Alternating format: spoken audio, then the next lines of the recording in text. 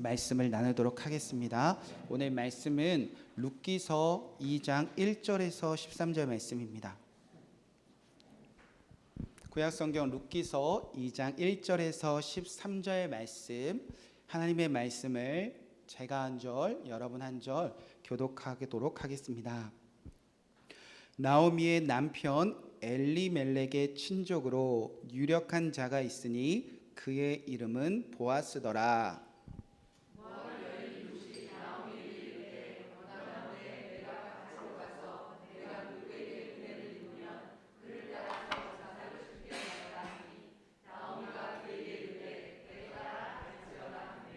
룻이 가서 베는 자를 따라 밭에서 이삭을 줍는데 우연히 엘리멜렉의 친족 보아스에게 속한 밭에 이르렀더라.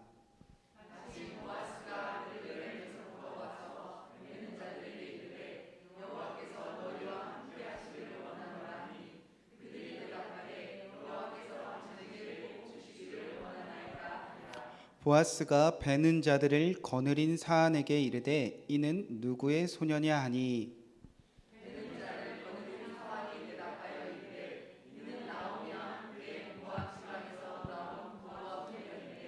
그의 말이 나로 베는 자를 따라 단 사이에서 이삭을 죽게 하소서 하였고 아침부터 와서는 잠시 집에서 쉰 외에 지금까지 계속하는 중이니이다. 보아스가 롯에게 이르되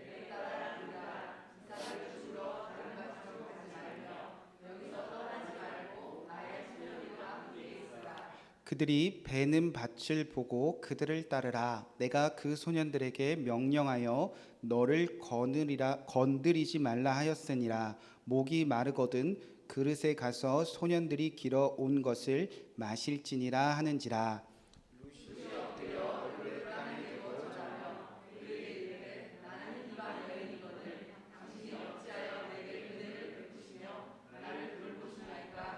보아스가 그에게 대답하여 이르되 내 남편이 죽은 후로 내가 시어머니에게 행한 모든 것과 내 부모와 고국을 떠나 전에 알지 못하던 백성에게로 온 일이 내게 분명히 알려졌느니라.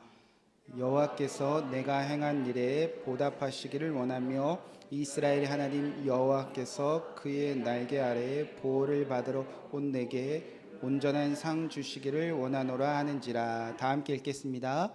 룻이 이르되 내 주여 내가 당신께 은혜를 입기를 원하나이다. 나는 당신의 하년 중에 하나도 갖지 못하오나 자녀를 위로하시고 마음에 기쁘게 하는 말씀 하셨나이다 하는. 아멘. 살아계신 하나님의 말씀입니다. 자리에 앉으시기 바랍니다. 네, 오늘은 맥주 감사주일로 지킵니다. 오늘 말씀은 룻기서 2장 1절에서 13절 말씀을 붙잡고 여호와께서 너에게 온전히 상 주시기를 원하노라 라는 말씀 제목으로 맥주 감사주일을 지키도록 하겠습니다. 우리는 많은 기념일을 정해놓고 살고 있습니다.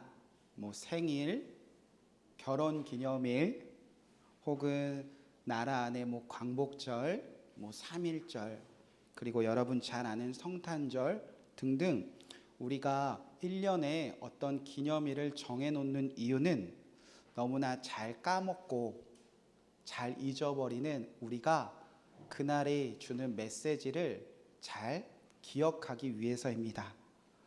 내가 기억하는 것도 중요하지만 우리의 자손들 그리고 우리가 죽고 난 그 후손들까지 이날은 이런 의미가 있어 라고 기억하기 위해서 우리는 기념일 혹은 명절, 절기를 정해놓고 지킵니다.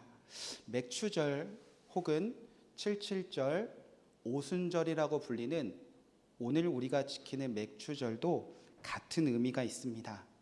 하나님께서 구약시대 때 이 맥추절을 지키라 라고 말씀하실 때부터 이 맥추절을 통하여 하나님의 백성들은 그날부터 오늘 여러분이 예배 드리는 지금 이 순간까지 혹은 우리가 다 하나님의 부르심을 받고 떠난 후에도 우리의 자녀들이 반드시 기억하기 위한 메시지가 있으셨기 때문입니다. 하나님은 맥추절을 통하여 주의 백성들이 그리고 열방이 무엇을 기억하기 위해서 이 맥추절이라는 여호와의 절기를 정하셨을까? 그것을 오늘 우리가 잘 살펴보고 그 맥추절의 의미를 여러분의 후손들에게도 잘 전해주셨으면 좋겠습니다. 자, 그렇게 맥추절에 하나님께서 심겨놓은 메시지를 잘 표현할 수 있는 성경 본문이 있는데요, 바로 우리 룻기서입니다. 룻기서는 이 맥추절을 마치 드라마로 잘 이렇게 풀어놓은 성경입니다. 왜냐하면 룻기서의 이 배경이 언제이냐, 보리를 베는 맥추절이기 때문입니다. 여러분 아마 룻기서를 다 읽어보셨는데요, 룻기서 하면 뭐가 떠오르시죠? 네, 뭐 떠오르시는 게 많은 텐데, 자, 우리가 맥추절에 룻기서를 읽는 이유는 룻기가 무엇을 베는 시기라고요? 보리를 추수하는 시기 때문이에요.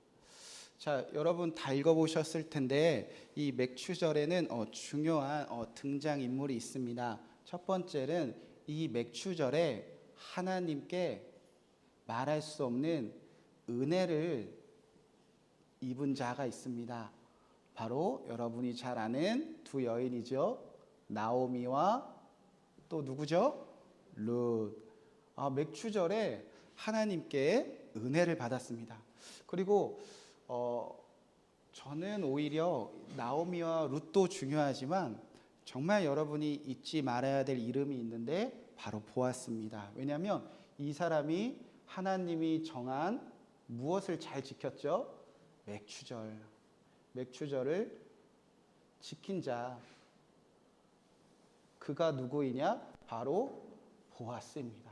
만약에 보아스가 없었다면 나오미와 룻, 그리고 나오미와 룻을 통하여 이 땅에 하나님께서 다윗의 자손으로 오실 그 예수 그리스도의 족보가 꼬이게 되고 아마 오랜 시간이 더 걸렸을 거예요.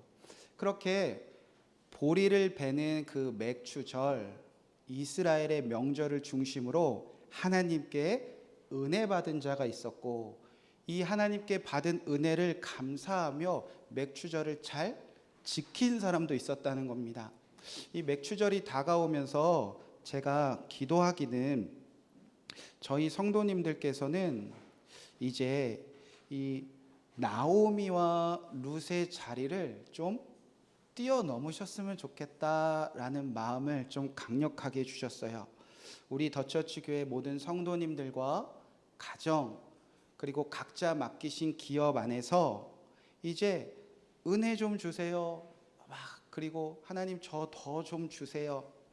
하나님께 무언가 더 바라는 그런 자리를 이제 훌쩍 뛰어넘어서 이제 맥추절을 잘 지키는 가정, 맥추절을 정말 힘써 지키는 기업 되셔서 이 땅에 나오미와 룻과 같은 사람들을 다 살려낼 수 있도록 넉넉하게 부족함 없이 은혜를 나누는 자리로 나아갔으면 좋겠다.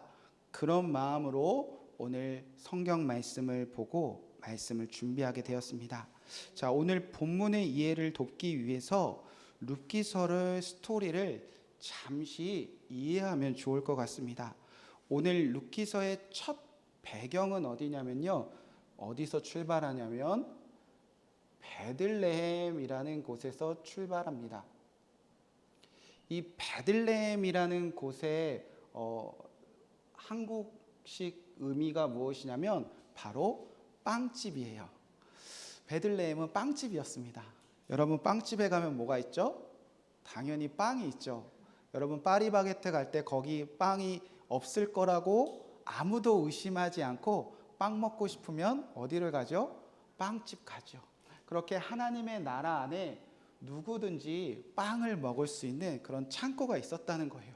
그런데 놀랍게도 이 베들레헴에 흉년이 듭니다. 어떤 의미냐면 아침에 일어나서 당연히 빵을 사러 파리바게뜨에 갔는데 파리바게뜨에 빵이 있어요? 없어요? 없어요. 그래서 뚜레쥬르에 갔는데도 빵이 있어요, 없어요? 없어요. 그래도 비싸지만 거기 가면 있겠지 해서 리종이라는 빵집에 갔는데 리종에도 빵이 떨어진 거예요. 그러니까 하나님의 나라 안에 어디를 가도 빵을 먹을 수 없을 정도로 흉년이 들었다는 겁니다.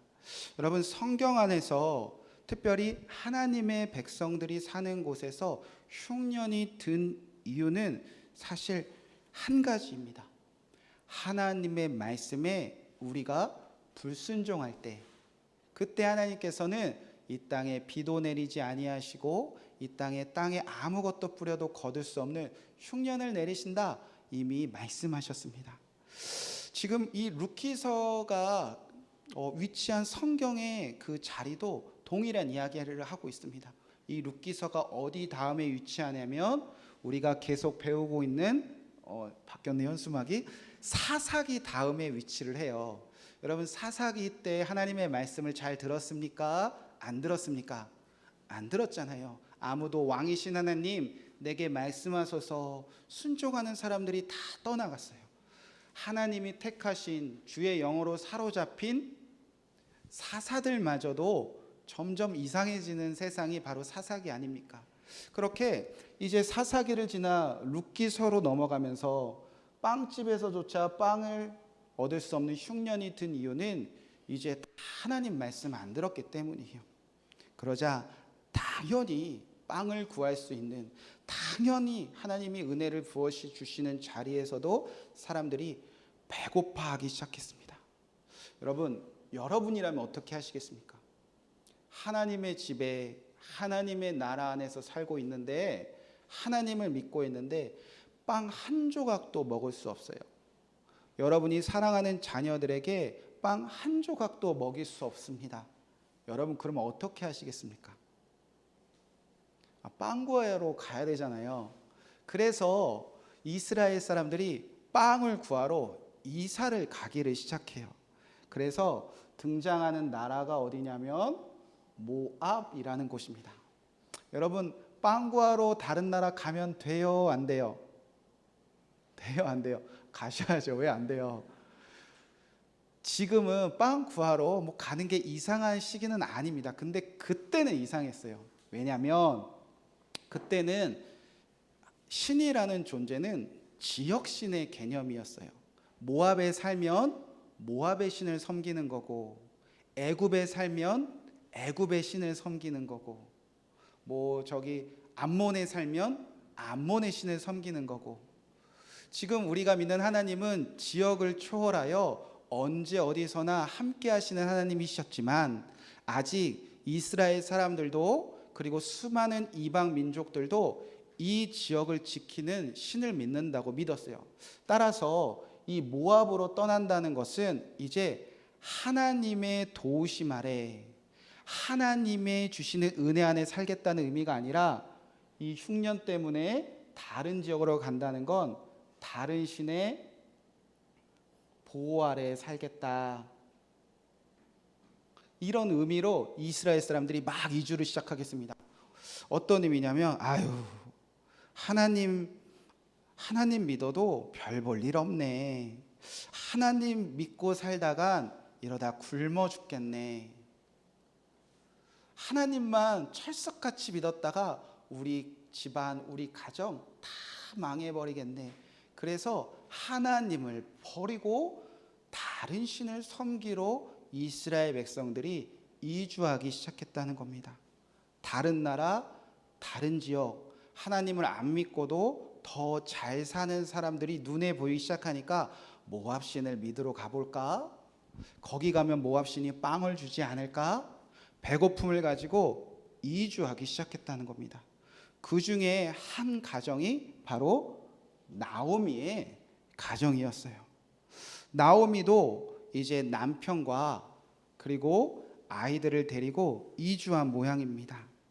그리고 나서 거기서 어떻게든 배고픔을 이기려고 이제 하나님은 잊고 살았어요. 그러면 잘 먹고 잘 살았으면 좋았을 텐데, 남편이 하루아침에 죽습니다. 그리고 사랑하는 두 아들을 한순간에 다 잃어버립니다. 그렇게 이방 땅에서 하나님도 버리고 살아가는데 정말 불쌍하고 정말 절망적인 상황에 놓인 사람이 바로 나오미였어요. 그렇게 이제 나오미가 등장을 하죠. 그런데 감사하게도 나오미가 혼자는 아니었어요. 누가 그 옆에 있느냐? 룻. 여러분, 룻이라는 이름은 동반자, 친구라는 이름입니다. 세상에 홀로 남겨져 있었는데 그 옆길을 함께 걸어주는 친구 같은 여인이 한 명 등장해요. 바로 며느리 룻이었습니다. 그 단 하나의 위로 이 룻과 이제 놀라운 결정을 하나 해요. 어떤 결정을 하죠? 이제 다시 어디로 돌아가자? 베들레헴. 거꾸로 이제 절망과 슬픔을 가지고 이제 어떤 결정을 하느냐? 베들레헴으로 돌아가자. 여러분, 그러면 이거는 단순히 먹을 것 구하러 가는 것이 아니라 이제 다른 신이 아니라 누구의 보호 아래 가겠다는 겁니까? 하나님의 보호 아래 살자. 그래서 룻이 여러분 잘 아는 고백을 하잖아요. 어머니의 하나님이 이제 누구의 하나님이다? 나의 하나님. 모압에서도 별 볼 일 없고 모압 신도 우리를 버렸으니까 우리 하나님의 보호 아래 살러 갑시다 라는 결정을 하고 둘이 이제 손을 붙잡고 걸어갔습니다. 자, 그렇게 하나님을 떠났던 사람들이 주님께 돌아왔습니다. 상황이 좋아졌을까 라는 기대도 하기 전에 나오미가 절망하기 시작해요. 왜 절망할까요? 사람들이 손가락질해요. 베들레헴 돌아왔는데 사람들이 손가락질하는 거예요. 어머, 나오미가 왔대. 어머, 모압 땅으로 갔던 나오미가 왔대. 근데 그거 알아? 남편도 죽었대. 어머, 근데 그거 알아? 두 아들도 죽었대. 어머, 그거 알아? 외국 며느리 데리고 왔대. 막 사람들이 흉보는 거예요. 여러분, 그 당시에 남편이 죽은 거, 아들이 죽은 거 지금도 그렇지만 그때는 저 사람 저주받았어. 하나님 떠나서 그래. 그렇게 인과응보의 신앙을 가진 사람들이 많이 있었던 시대였으니 얼마나 손가락질했겠습니까? 여러분, 그리고 이스라엘 사람들이 그 당시에 외국인들한테 우호적이었습니까? 배타적이었습니까? 상당히 배타적인 구약시대였어요. 하나님의 백성이 아닌 다른 신을 섬기는 외국 사람, 이방인들, 우상을 섬기는 사람 더러워, 싫어, 가까이 하면 안 돼. 그래야 됐는데 고향을 떠나서 다른 신 섬기다가 겨우 돌아와서 빈손으로 왔는데 외국 여자 데리고 왔어요. 사람들이 다 손가락질하는 거예요. 그러자 나오미가 절규하기 시작합니다. 나 나오미라고 부르지 마. 그리고 나를 뭐라고 부르라고 말하냐면 마라. 이름을 바꿔 부르라고 해요. 나오미는 기쁘다, 즐겁다라는 뜻이라면 마라는 쓰다, 괴롭다라는 뜻이에요. 내 인생 쓰고 내 인생 괴로우니까 나 좀 건들지 마. 그렇게 아예 온 그 동네 사람들한테 막 소리쳐요. 나 괴로우니까 건들지 마세요. 나 힘드니까 건들지 마세요. 그렇게 모든 걸 잃어버린 여인의 이야기로 이제 시작됩니다. 나오미는 그렇다고 쳐요. 근데 룻은 뭔 죄죠? 그냥 시어머니 따라 고향에 돌아오면 먹고 살 줄은 알았는데 사람들이 손가락질하고 시어머니는 죽지 못해 살고 그렇게 두 여인의 절망이 시작됩니다. 그런데 바로 이때 소망 한 가지가 이 드라마 속에 발견이 돼요. 아무것도 기대할 것이 없었는데 아무것도 소망할 것이 없었는데 바로 그때가 언제였는가? 우리 성경 말씀 한번 읽어보겠습니다. 룻기서 1장 22절입니다. 함께 읽겠습니다. 자, 시작.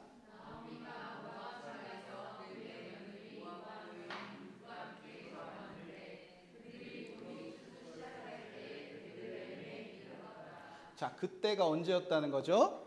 맥추절. 돌아왔는데 이스라엘 사람들이 명절을 지키고 있었다는 거예요. 지금은 우리는 딱 하루, 감사를 회복하기 위한 감사주일로 하루를 지키지만 77절이라고 하고 오순절이라고 하잖아요.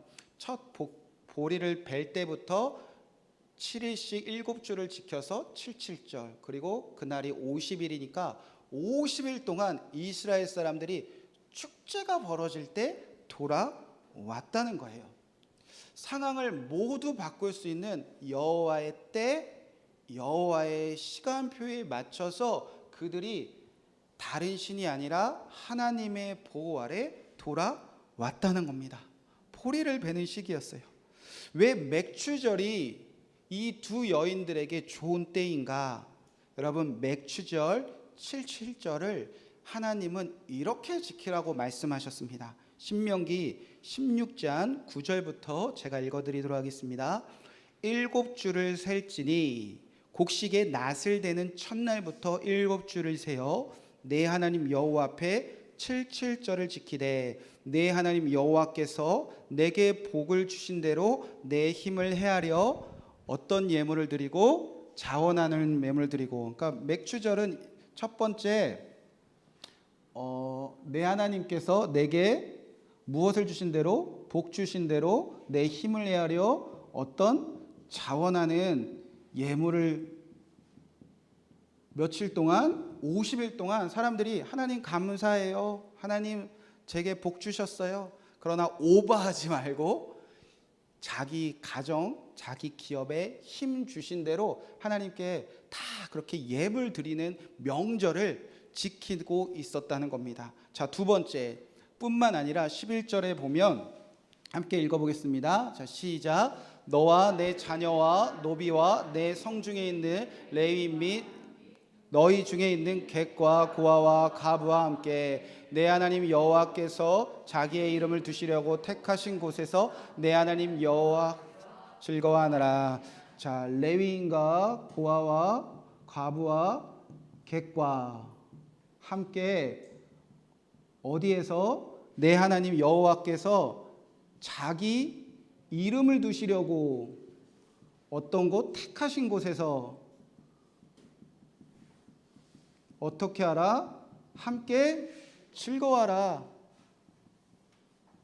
그러니까 혼자 예물 드리는 것으로 그치는 것이 아니라 이 땅에 복과 힘을 헤아려 자원한 예물을 드리고 싶은데 시간이 지나면서 이 예물을 드릴 수 없도록 자기 기업을 잃어버렸던가 빌려줬던가 빼앗겼던가 무언가 드릴 것이 없는 레위인과 고아와 각과 계부와 함께 하나님이 자기 이름을 택하신 곳에서 즐거워하는 그런 명절을 이스라엘 백성들이 지키고 있었다는 겁니다. 자, 왜 그렇게 지켜야 되는가? 12절 말씀에 보면 너는 애굽에서 종되었던 것을 기억하고 이 규례를 지켜 행하라. 자, 맥추절은요, 애굽에서 우리가 종되었을 때를 기억하기 위해서입니다.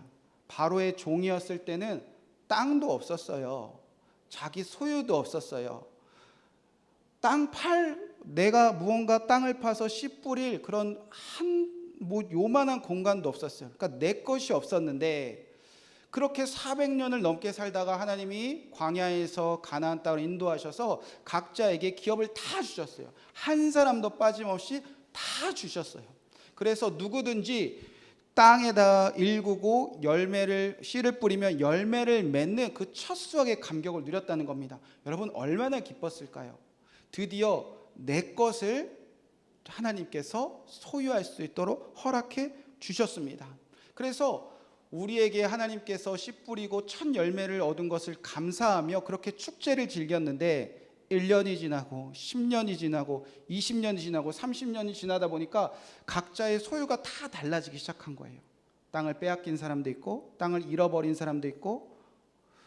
그래서 하나님은 내가 종되었을 때 아무것도 못 가졌는데 그때 슬픔을 아는데 주변을 보니까 그런 사람들이 있으니 내가 가진 것을 나누며 함께 즐거워하라는 겁니다. 바로 그것이 어딘가?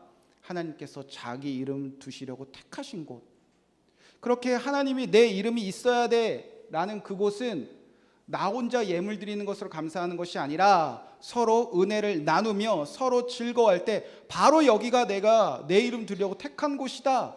그런 명절을 풍성하게 지키고 있을 때 나오미와 룻이 돌아오게 되었다는 것입니다. 이해가 되시죠? 자, 근데 더 중요한 것, 여러분 지금이 어느 때라고요? 흉년이 들 때였어요.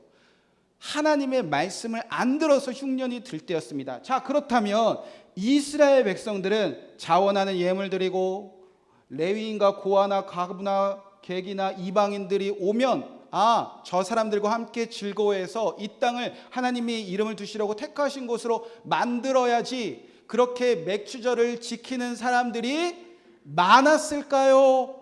없었을까요? 없었어요. 여러분, 그게 핵심입니다. 하나님의 명절이 되었는데 흉년의 때였다는 거예요. 아무도 맥추절을 잘 지키지 않고 있었다는 겁니다. 그래서 나오미와 보아스가 돌아왔지만 그들을 환영하는 것이 아니라 객이 되었고 고아가 되고 과부가 되어서 그들에게 함께 즐거워하는 것이 아니라 이스라엘 백성들은 다 손가락질만 하고 있었다는 겁니다. 때는 좋은데 하나님의 시간은 되었는데 그들에게 함께 즐거워할 수 있는 맥추절 잘 지키는 사람이 없었다는 겁니다. 이해가 되시죠? 자, 근데 하나님이 그 어려운 걸 해내셨습니다. 베들레헴에 누가 살고 있었죠? 그래도 보아스 한 명 남겨두셨다는 거예요. 자, 2장 1절 말씀 보겠습니다. 나오미의 남편 엘리멜렉의 친족으로 어떤 사람이 있었으니 유력한 자가 있었으니 그의 이름을 보아스더라. 아멘. 보아스는 어떤 사람이라고요? 유력한 자. 여러분, 여기서 함정에 빠지면 안 됩니다. 유력한 자 하니까 보아스는 어떤 사람 같죠? 부자, 땅 부자, 엄청 많이 가진 사람, 나오미와 룻을 도와줄 수 있는 아주 큰 부호. 물론 그럴 수도 있습니다. 그런데 유력한 자, 뭐가 있다는 거죠? 힘이 있는 사람이래요. 여러분, 하나님의 백성들 중에 와, 저 사람 힘 가졌구나, 와, 저 사람 능력 있구나. 여러분, 어떤 사람 가르치면서 하나님의 백성 중에 저 사람 능력 있다고 말하죠? 위례 아파트 10개 가진 사람 있으면 와, 저 사람 유력한 자다. 그게 하나님의 원리입니까? 모아놓은 재산이 많으면 와, 저 사람은 유력한 자다. 우리 그렇게 고백하지 않잖아요. 월급 많이 받으면 저 사람 하나님 믿고 유력하게 살고 있다. 우리 그렇게 말하지 않잖아요. 유력한 자라는 뜻이 무엇인가? 보아스의 이름의 뜻이 가르쳐 주는데요. 왜 그를 성경은 유력하다고 말하는가? 보아스는 그에게 능력 있다라는 뜻이에요. 그는 누굴까요? 하나님에게 능력 있다. 보아스는 이름에서 하나님에게 능력 있다, 이렇게 고백하는 사람이에요. 여러분, 이 사람이 예수님 믿는 사람 중에서 제일 능력 있는 사람 아닙니까? 가진 것 없다 할지라도, 무언가 많이 가질지 않더라도 이스라엘 땅에 다 흉년 들었는데 오직 이 한 사람은 아니야, 하나님이 능력 있어, 하나님이 능력의 주야. 그래서 떠나지 아니하고 이 땅 안에서, 흉령이 드는 땅 안에서 하나님을 다 버리는 세상 속에서도 주님에게 능력 있다 말하는 한 사람 주님께서 남겨놓으셨다는 거예요. 여러분, 그런 사람 되시길 주님의 축복의 말씀을 드립니다. 여러분, 이렇게 하나님께 능력 있음을 고백하는 사람이 이 맥추절 지키고 있었을까요? 안 지키고 있었을까요? 잘 지키고 있었다는 거죠. 그러니까 여러분 잘 이해하셔야 돼요. 보아스가 많이 가져서 룻 도와준 거 아니에요. 하나님의 백성들은 다 평범하게 살았어요. 다 땅이 있었어요. 다 기업이 있었어요. 아마 보아스보다 더 땅 많이 가진 사람도 있었을 거예요. 그런데 다 하나님의 능력 있다고 말하지 않고 다른 신을 찾거나 내가 잘해서 내가 많은 땅 가지고 살아가니까 이런 고아와 객과 과부, 외국인들을 보아도 도와주지 않았는데 보아스는 도와줄 마음이 있었다는 겁니다. 왜? 그때가 언제였으니까? 맥추절이었으니까. 이날은 하나님께 감사하고 함께 즐거워해서 이 땅을 하나님의 이름 택하신 곳으로 만들어야지. 그렇게 때와 사람을 주님께서 준비해 놓으시고 하나님은 우연을 가장해서, 마침을 가장해서 나오미와 룻과 보아스를 딱 만나게 하십니다. 3절 4절 말씀입니다. 룻이 가서 베는 자를 따라 밭에서 이삭을 줍는데 우연히 엘리메색의 친족 보아스에 속한 밭에 이르렀더라. 여러분 말씀 잘 보세요. 룻이 가서 베는 자를 따라 밭에서 이삭을 먼저 줍고 있었습니다. 그런데 줍다가 어디까지 간 거죠? 보아스까지 간 거예요. 그러니까 보아스의 집이 처음이 아니었다는 거예요. 그러니까 다른 집에 갔는데 보아스가 베푼 호의를 받았다는 겁니까? 못 받았다는 겁니까? 못 받아봤다는 거예요. 어느 때에? 맥추절인데도. 그런데 밭에서 이삭을 줍다 보니까 신기한 집을 만난 거예요. 우연히 마침 하나님이 특별한 집을 만나는 거예요. 누구? 하나님의 능력 있다고 말하고 맥추절을 지키는 사람, 이제 처음 만나본 거예요. 자, 근데 그 분위기가 너무 달라요. 그 집은 어떤 분위기인가? 4절 말씀 보니까 마침 보아스가 베들레헴에서부터 와서 베는 자들에게 이르되 여호와께서 너희와 함께 하시길 원하노라 하니 그들이 대답하기를 여호와께서 당신에게 복 주시길 원하노라. 우연히 마침 보아스 집에 왔는데 다른 집과 달라요. 이 집 주인은 이렇게 이야기를 해요. 하나님이 너희와 함께 하시길 원해. 그러니까 여기서 이삭을 줍고 여기서 보리를 베는 사람들은 다 보아스를 축복해요. 당신에게 하나님이 복 주시기 원합니다. 사실 다른 집에서도 이런 인사치레 했을 거예요. 하나님을 명목적으로 믿었으니까. 그런데 보아스는 말로만 하나님이 함께 하시길 원합니다 라고 고아와 객과 과부와 종들에게 말하는 것이 아니라 실제로 내가 받은 복을 나눠주기 원하는 사람이었어요. 그래서 오늘 우리 집에서 보리 베는 사람들을 쫙 살펴보니까 요상한 여자가 한 명 있어요. 외국 여자가 와서, 외국인 노동자 같은 사람이 와서 보리를 베고 있었다는 겁니다. 그래서 누구냐고 물어보니까 저 여자 나오미의 며느리예요. 아시죠? 나오미 쫄딱 망해서 왔잖아요. 아우 막 이렇게, 저 여자 외국 여자예요. 근데 악착 같아요. 얼마나 하나라도 더 주워가려고 하는지 막 쉬지도 않고 아유 대단해요. 막 굶주렸나 봐요. 이런 얘기를 하고 있었다는 겁니다. 그러자 보아스가 룻에게 다가갑니다. 그리고 말합니다. 너는 다른 밭에 가지 마. 다른 밭에 가면 험한 꼴 당한다는 것을 보아스는 알았다는 거예요. 다른 밭에 가도 맥추절을 지키지 않는다는 거 보아스는 알았다는 거예요. 다른 데 가지 마. 여러분 우리나라도 외국인 노동자들이 함부로 대하잖아요. 솔직히 다른 데 가서 무시당하고 멸시당하죠. 여기 있어. 내가 우리 집에서 일하는 소년들에게 다 말해놨어. 너 지켜주라고. 너 먹을 거 필요하고 마실 거 필요하면 내가 다 말했으니까 너는 그냥 여기서 마음껏 은혜를 누려라 라는 친절을 베푸는 이유는 하나님이 말씀하셨기 때문이에요. 그러자 룻이 도무지 이해할 수 없는 표정으로 보아스에게 이렇게 묻습니다. 2장 10절 말씀입니다. 룻이 엎드려 얼굴을 땅에 대고 절하매 그에게 이르되 나는 이방 여인이거늘 당신이 어찌하여 내게 은혜를 베푸시며 나를 돌보시니까. 이런 대우 처음 받아봤다는 거예요.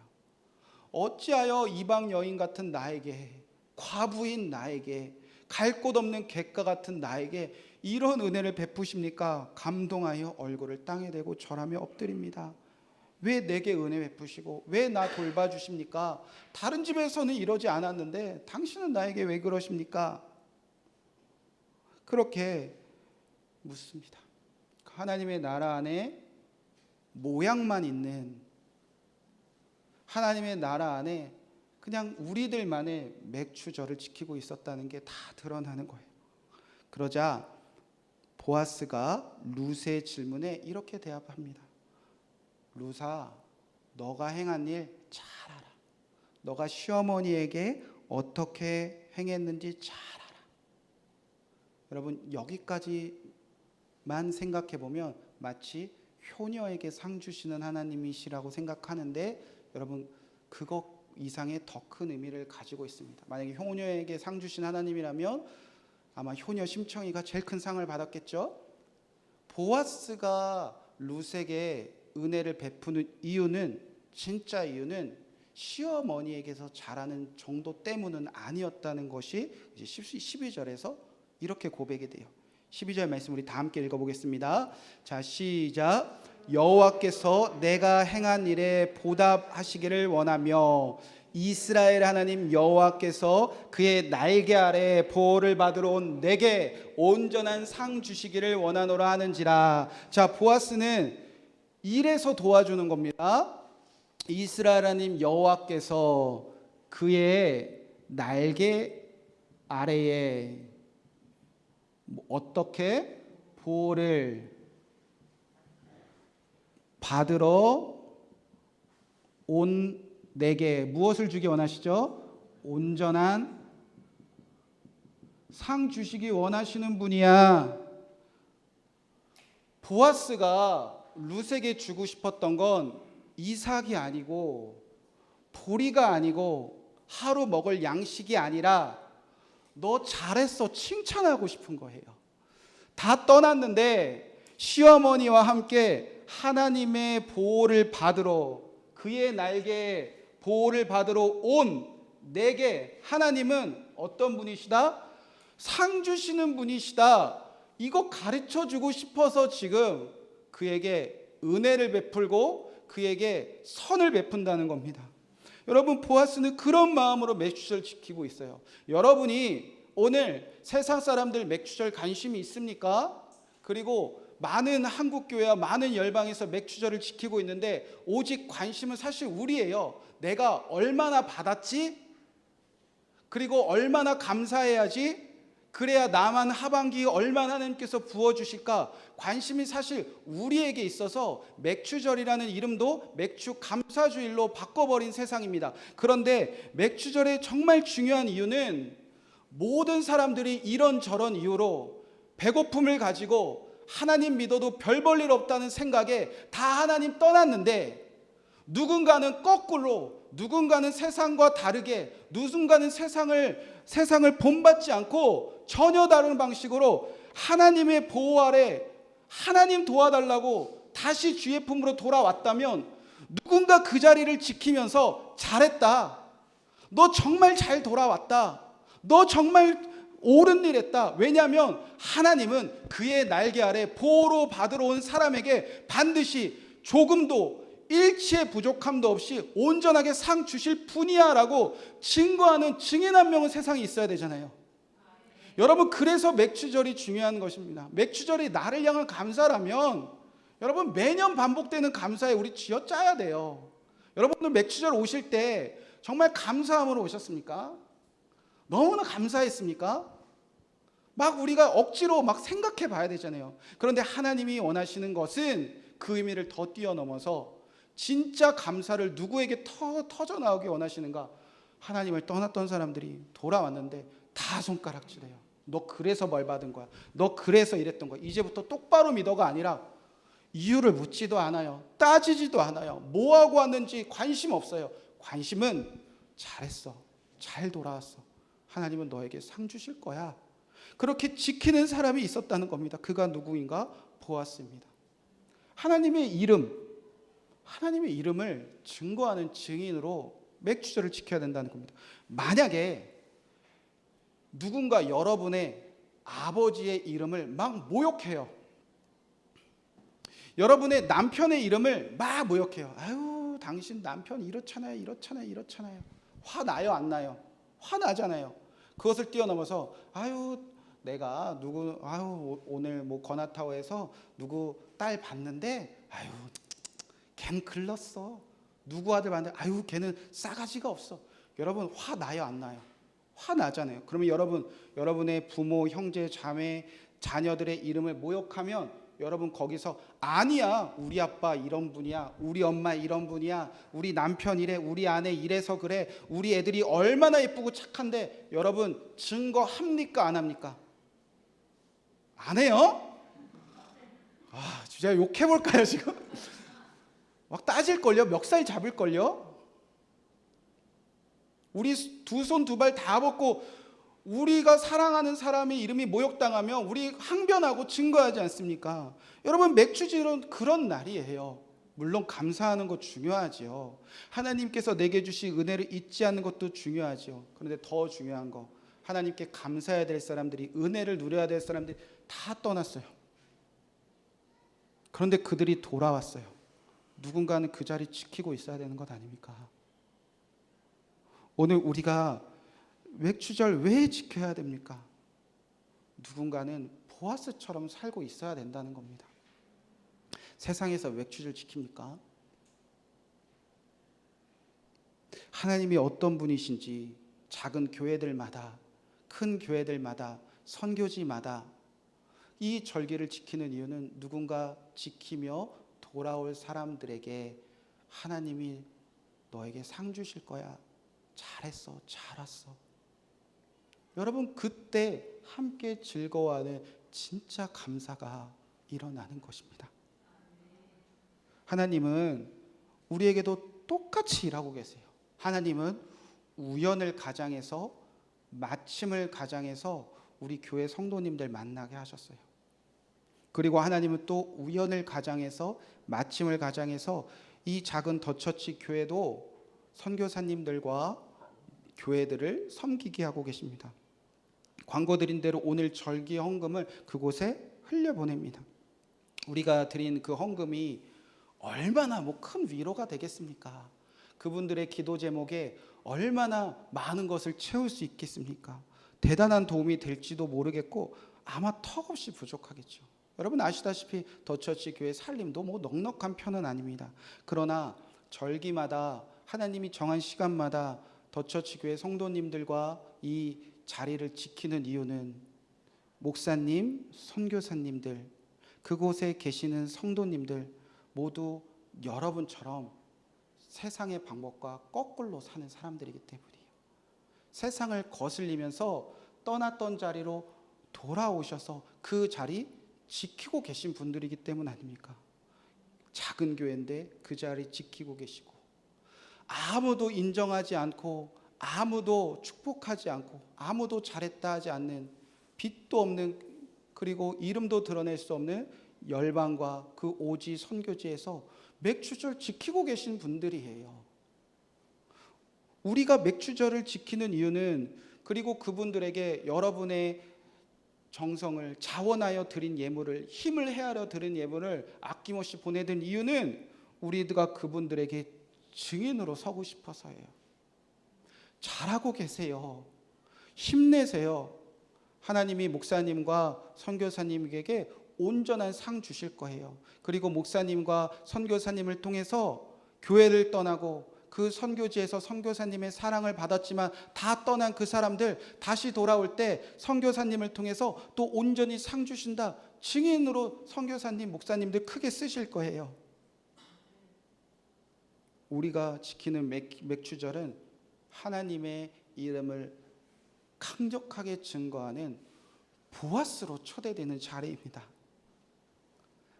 지금 세상에는 하나님이 당신과 함께 하기를 원합니다. 더 이상 말로만, 더 이상 인사치레로 하는 그런 증인들 아니라 세상이 정말 하나님의 이름을 두시려고 택하신 곳에서 함께 즐거워할 수 있는 보아스와 같은 유력한 자, 하나님이 능력 있다 고백하는 그런 증인들 찾고 계세요. 여러분, 그런 증인으로 오늘 이 자리에 서시길 주님의 축복의 말씀을 드립니다. 많은 사람들이 하나님 떠나는 세상 속에서 여전히 하나님의 날개 아래 피해 하나님께 도움을 원하는 사람들에게 하나님께서 너에게 온전한 상을 주시기 원하시는 분이야. 그의 이름을 택하신 곳에 그의 이름을 증거하는 맥주절을 가장 강력하게 지켰던 보아스가 되시길 주님의 이름으로 축복의 말씀을 드립니다. 이 말씀 붙잡고 우리 다시 한번 은혜 찬양하면서 내가 받은 은혜로 자원하는 예물을 드리고 또 내가 받은 예물로 누군가 죽게 돌아올 때 온전한 상으로 갚으실 그 주님의 일을 자랑하며 찬양하고 우리가 드린 예물을 선교지와 또 교회로 아낌없이 흘려보내도록 하겠습니다.